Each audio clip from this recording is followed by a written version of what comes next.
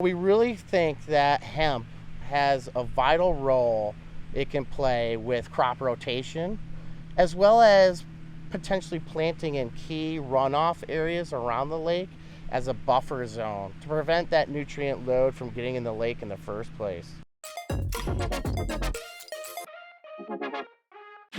Hey guys, Cait Curley here at the beautiful Skinny Atlas Lake in upstate New York. Today we are going to be speaking with Josh Allyn of Taproot Fields. We're going to be discussing the beauty of the lake, all that it has to offer, devastation that we are starting to see, and how hemp could potentially be the savior to that. Excited to be here with you today. Thanks so much. Hey, thanks for being here with us. We really appreciate showcasing Skinny Atlas in the Finger Lake region. With all of its beauty, it has so much to offer. Sure. It is hitting a little bit of devastation at this point in time. Absolutely. Due to the toxicity of the farming industry. Yep. I want to talk about that a little bit. This lake is beautiful. It's one of the cleanest lakes that serves the city drinking water, unfiltered. It's one of 5 in the whole country. It was formed through the glacier period, the last glacial retreat, carved out these deep gorges and made this lake especially really deep. We've had a bunch of different environmental, biological factors kind of come in here with invasive species. Some of that is actually scrubbing our lake and cleaning our lake with the zebra mussels. But our newest threat is this blue-green algae. We have never had those problems before. Probably 4 years ago, we got our first algae bloom, and it was kind of shocking. How do we do remediation of that? How do we prevent nutrient loads getting into the lake? During last year, we had heavy rains, and unfortunately, we had algae growth because of those heavy rains happen.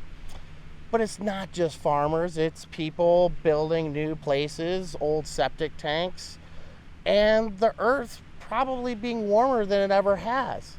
And so we're seeing new species, warmer species, coming in here as well. So we're battling that.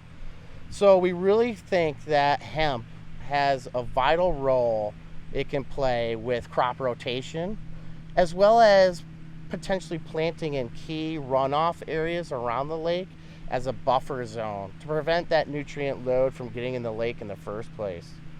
As well as remediation, as maybe we could even grow right on the lake, sucking those nutrients up and therefore scrubbing the lake and its contents. I really believe that hemp can do a lot of things, and we really need to incorporate it in all facets of our life. It's food, it's rope, it's texture, it's fuel.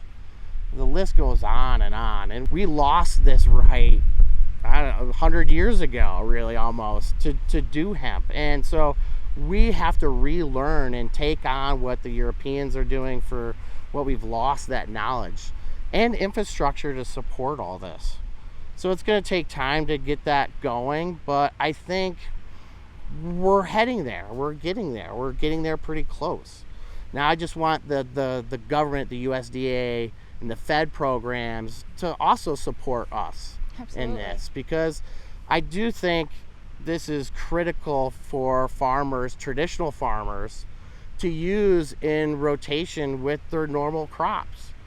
Now, I think there's other programs like conservation around the lake with the Finger Lakes Land Trust. Love that organization. They're doing great work around the Finger Lakes by acquiring land that it could be developed, and it prevents that development from happening, which is critical, we think. As well as initiatives like lawn to meadows. Can we transition people's huge lawns around the lake to meadows, which would also help scrub that nutrient content from getting in the lake?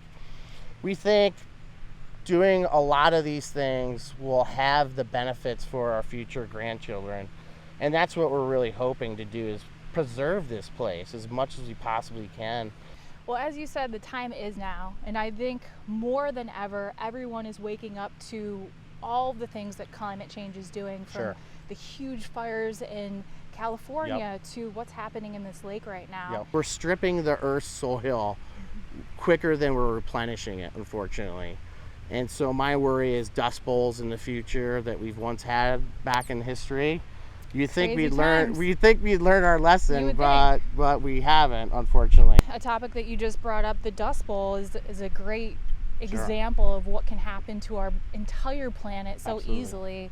And with the toxic industrial commercialized farming that we've got going on right Sure. now, I think we should expect to see something like a Dust Bowl happen nationwide, Sure. and especially heavily in these areas where you're driving through and all you see is farmland. Yeah. So Josh, for the GMO Roundup farmer down Yeah. the road, if you could give him 1 or 2 sentences of advice on how to maybe change his ways, change his lifestyle, and save this lake, Sure. what would it be?